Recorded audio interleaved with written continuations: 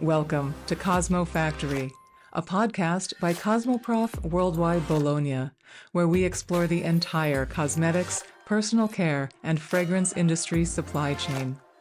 I'm your host, Deanna Utrusky, and here at CosmoFactory, we look beyond the trends to discover the ideas, initiatives, and innovations that are truly advancing beauty.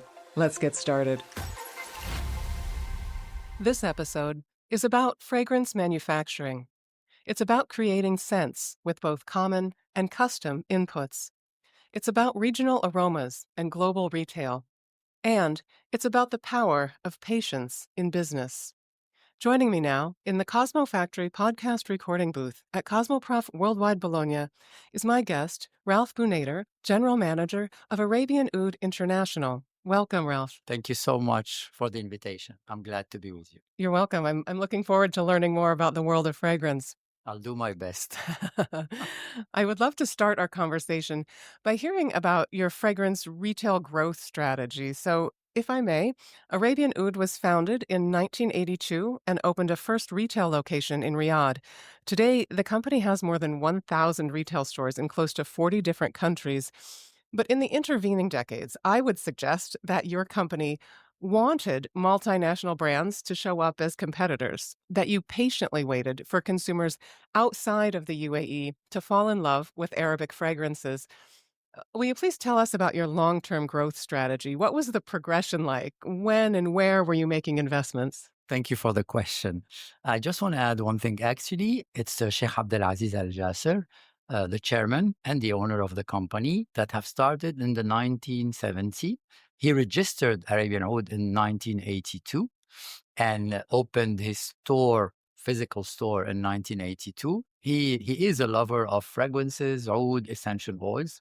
And he started with the idea of saying, okay, we have a root, we have some value, and we have something to say, a story to tell. And that was his first idea, to start this talking and communicating about the oud around the world. So it started in the Arabic country, of course, as you know, in Riyadh, then expanded in the GCC. So meaning Dubai, Qatar, Bahrain, and then expand a little bit further outside the Arabic country. And the first store that opened internationally, it was in the UK, in front of Selfridges in Oxford Street. And that was 23 years ago. Yes. So the expansion was quite good. The year after that, we opened in the Champs-Élysées. At Paris, in Paris, and it's still there. We're still there. And then 5 years after, we opened Broadway, New York. And that was it at the start. For Sheikh Abdelaziz and his son, our CEO group, Sheikh Omar Al Jasser, it was the farthest they would go so far in the development of retail and development of our corporate stores. And then they noticed that there was a switch in the consumer behavior. The consumer was more looking at something a little bit stronger, with a different DNA, not always having the same fragrance, the same root of fragrances. And this is where our story, and I would say Arabian Oud story, started to develop. People were more buying in Dubai, in our stores. We saw a lot of foreigners, European, American, Asian, buying our fragrances. So we said, perhaps it's time to switch a little bit and develop a little bit more. And the story started around 8 years ago. We started developing and opening outside those 3 cities. Sure. And we opened so far 1,300 stores in 37 different countries. Wow. Yes, that's very impressive. And I believe you've grown your own retail actually into wholesale and distribution for brands from Arabian Oud as well. Will you tell us about making that decision to go into retail and wholesale and maybe some of the challenges and opportunities there? Of course. So it's very, very interesting, because the journey of Arabian Oud so far, the past 45 years, was only corporate retail. You could not find Arabian Oud elsewhere. It was impossible.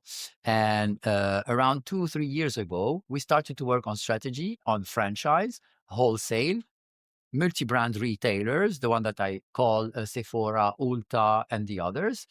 And we decided to go there. So the starting challenge is, how do you express the value of a brand with 1,300 retail stores in a wall bay?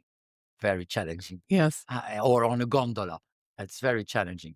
So we started working on different concept, different approach, go-to-market strategy in order to be able to say, this will represent our best-selling product, our Mhm. fast-moving product, our hero product, in order to be able to put it on the shelving and make something out of it for our clients and recruit new clients. That was the aim at the end of the day. When you go wholesale, when you go on distribution, and when you go to Sephora, to Douglas, to Macy's, to El Corte Inglés, and others, you have to be ready. And that until today, we are facing some challenges, but in a constructive way, because you always have solutions. And the aim is to have, and that's a very difficult aim, is to have the same experience in our stores than you might and you should actually have in any corporate or other retail store like Sephora or a distributor or a wholesaler. Yes. That's Yeah. very difficult. Absolutely. No, I think that's a challenge a lot of brands try to address.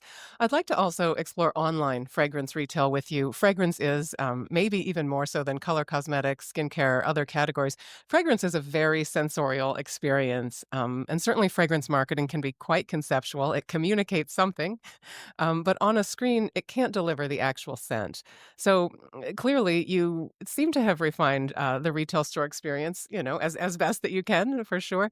But what does that look like in the world of e-commerce and omni-channel consumers? Help me think about it. Oh, I'm gonna give you some idea because it was a case study for us and Okay. a learning curve, and I think for every brand and even consumer, when COVID hit us, it's not a nice thing to talk about, but it happened, and there was no one on the street, so online became one of the biggest priority for all the brands, Yes. not only to sell but to communicate and to get an experience out of it. So how can you get an experience out of a fragrance if you're not smelling the fragrance? Yeah. So you have to have impactful visual.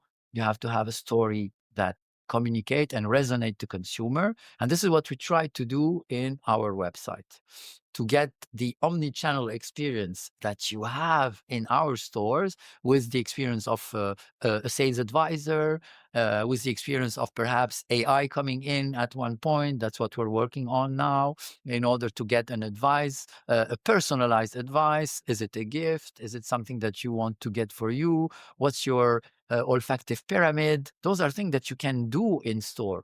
But how can you do it online? So that was a challenge, and we created an environment around this to bring our consumer to find, at least if we reach 70% of the in-store experience, when I say in-store offline experience, Yes. that would be great as a starting point. And this is where we are today.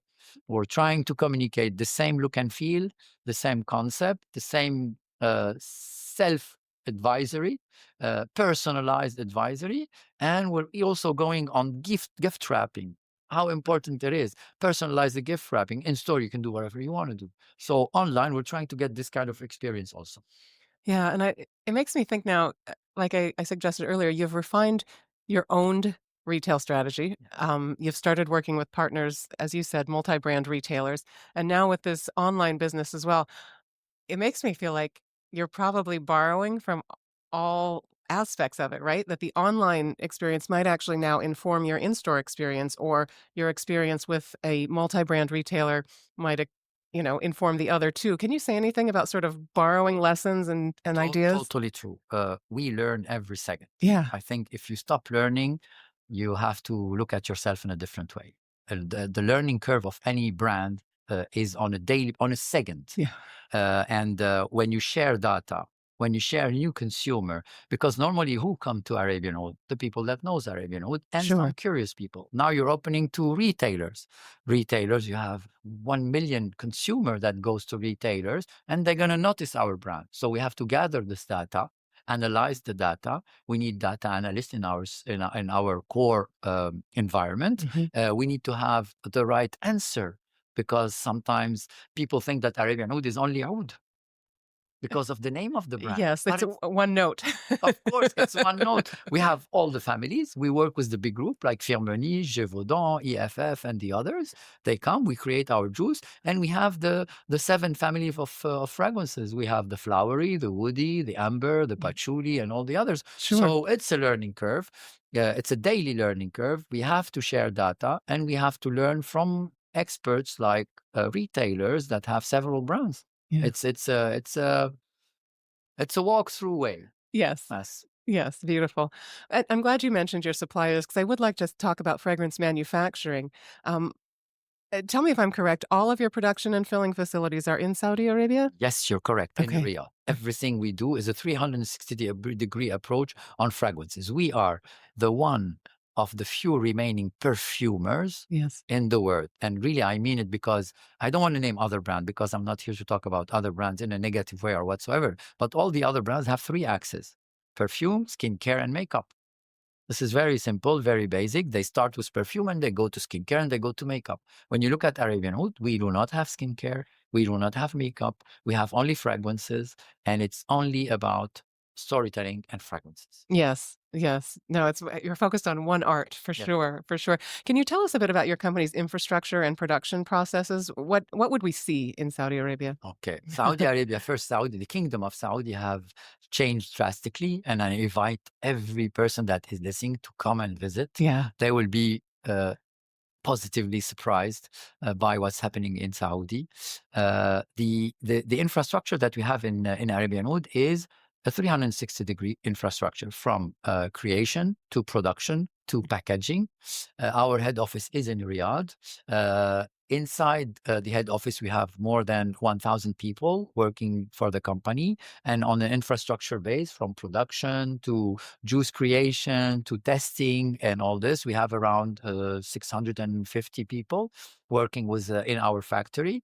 It's not about only men; there is men and women. It's not about only not taking care about our environment. We do take care of our environment.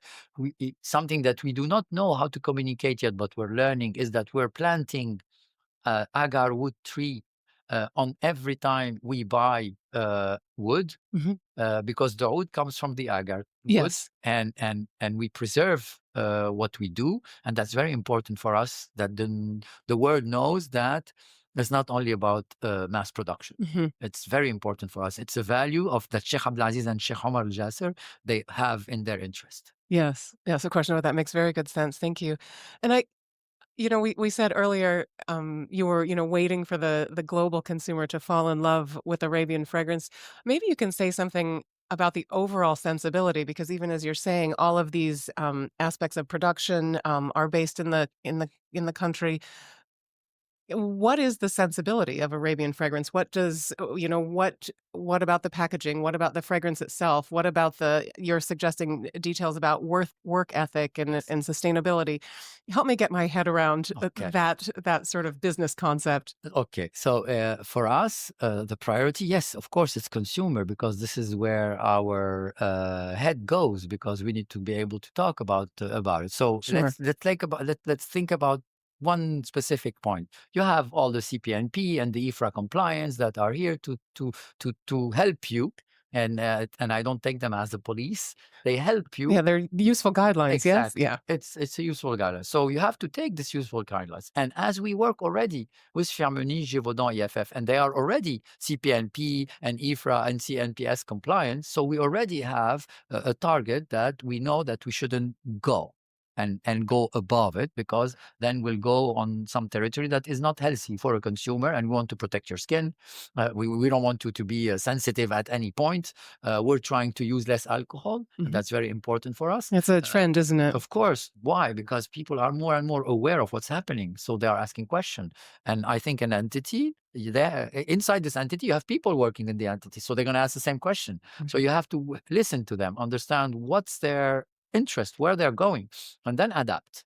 The adaptation might take sometimes a little bit longer than what you're saying, because there is a boat on it. It's a huge boat. If you turn the boat, it has to take some time. Yes. So Yeah. that's the aim of Arabian Oud, is always to look to protect, to get an ethical environment. And I'm going to give you a little bit of something that we didn't communicate yet. Our packaging now, Mhm. in the next short future, will be 97% recycled. Mhm. Mhm. So that's a huge change for Arabian Oud. Sure. So that's something that we really care. Yeah. It's really important for us. Yeah. No, it's a meaningful investment, and I'm sure you're quite proud of that. Yes. Yeah. You mentioned working with some of the industry's, largest ingredient makers. Yes. But I know that you also have your own inputs. As you said, you're harvesting from the agar tree, and such. Tell us, I guess I'm curious to learn about the inputs that you own, right? That you're adding, but then also how you go about the blending of sort of maybe some more conventional notes with your unique inputs. Uh, Oud is unique. Yes. There is a flower that we call Al-Ward al-Ta'ifi. It's unique. It only grows in Saudi, in the kingdom of Saudi, nowhere else. So there is this uniqueness that we have. Okay. If you go and only create oud, people will say it's too sectorized. But if you learn how to master, and Sheikh Abdulaziz, he's a passionate person, Sheikh Omar also, and they learn how to master oud. And I always do a comparison with tea with the Japanese and the Chinese. Okay. Oud is exactly on the same level. It's in the DNA of Arabian oud. Uh, it's a huge concentration that have automatically an input on every product you do. So we said to ourselves, you have oud, you have patchouli, you have amber, and you have musk. Mhm. Those are in the DNA of Arabian oud. Okay. You can ask Firmenich or Gévaudan to create a juice that fits this product. Okay, let's take Madawi. Madawi is our beautiful bestseller. So inside Madawi, we have the juice, but we don't want to stay there. We want to put our DNA. So our DNA, Sheikh Abdulaziz and Sheikh Omar, in their laboratory, they take an essence of oud, oud, a chip oud, or essential oil of oud can vary in notes within the aging. Yes. So it can be 100 or 150 years old. It will not have the same fragrance as a 20 years old. And this is the beauty of it. And this is how we come and put our DNA inside our product, our fragrances. That's why there's a lot of people trying to copy us. Really, I mean it. There is on the market. You should look. Nothing bad. It's a fair game. Everyone copies everyone, but they cannot copy 100% because of this specific point of difference that we have. Yes, yes. Oh, that's lovely. And I'm curious too, maybe we can think about, I'm not sure if they're benchmarks, but some details about Arabian Oud fragrance, even beyond what you've shared. Skin feel, how long, your scents typically last. Does that vary based on the scent you create? For Everyone is curious about sillage in Of fragrance. course. These details. Tell us, Yes. tell us more. So in the perfume business, and it's going to take 1 or 2 minutes, don't No, worry. please. In the perfume business, you have eau de cologne, eau de toilette, eau de parfum, parfum, and the higher you go, the higher the concentration is. Then marketing came in. And when marketing came in, they said, yeah, but sometimes eau de cologne, like the Dior eau de cologne, we can put higher concentration. So the rule felt, I would say. So for us, Arabian Oud, to focus on the main, Arabian, we only do eau de parfum. Mhm. In the market, eau de parfum concentration is between 16 and 23% of ingredient. Our eau de parfum, and I can guarantee you because I know the concentration, is between 23 and 27%. So in terms of sillage, to answer your specific question, our fragrances will remain much longer than any other brand on the market. And this is a fact. Yes, You can yes. try it. I invite you to come and you will see. Any of our fragrance. It doesn't make it giving you a headache. That has nothing to do. It's not linked. Mhm, If mhm. you smell your fragrance, it means you put too much. But that's you as a person. You don't have to smell your fragrance. The people that are passing by, you have to smell it, but not you. Mhm, If you mhm. smell it, that's an advice I give to any consumer. It means you have done too much. Right, overdose. Yes. So lower down. So our fragrances are CPNP compliance, are EFRA compliance. We respect your skin. We try to put more natural fragrances, much more natural ingredient. It's Okay. always a cost. Mhm. It's Yeah. always a cost. Yes. And that's very important to manage both expectation. But at the end, it's a long lasting sillage. Yeah. No, that's amazing. That's amazing. I really appreciate that.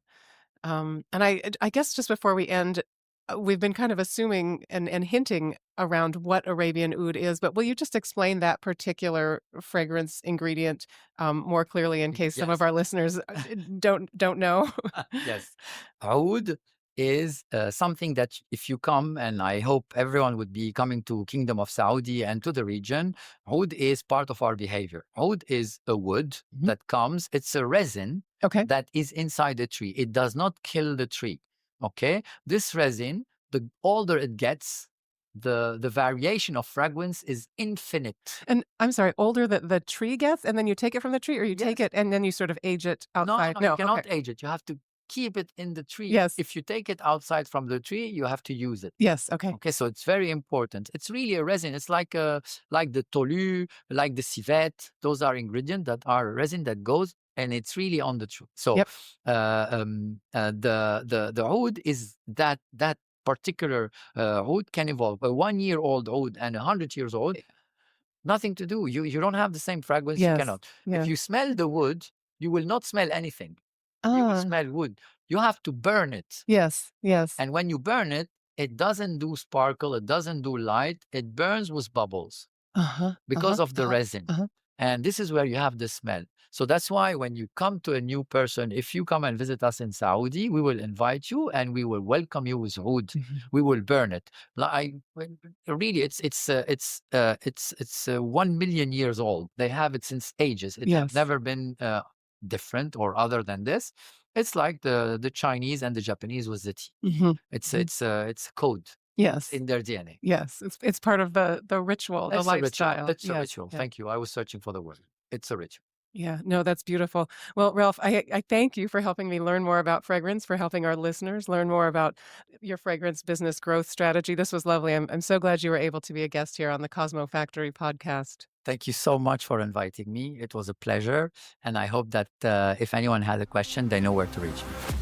Thank you so much for listening. If you find the CosmoFactory podcast useful, please take a moment to leave us a 5-star review and share your thoughts so even more cosmetic industry professionals can discover the CosmoFactory. I'm Deanna Utrusky. Please join me again next Tuesday for a new episode of the CosmoFactory podcast.